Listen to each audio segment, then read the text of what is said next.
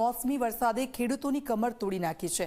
ખેડૂતો સરકાર પાસે સહાયની માંગ કરી રહ્યા છે અને વિપક્ષ પણ સહાય મામલે સરકાર પર પ્રહાર કર્યા છે। રાજ્યમાં ખેડૂતોની સ્થિતિ દયનીય બની છે। મુખ્યમંત્રી ભૂપેન્દ્ર પટેલે પોતે નિરીક્ષણ કરવા જશે। મુખ્યમંત્રી આજે ગીર સોમનાથ અને જૂનાગઢ જશે। મુખ્યમંત્રીએ ઝડપથી સહાય ચૂકવવાના આદેશ કર્યા છે।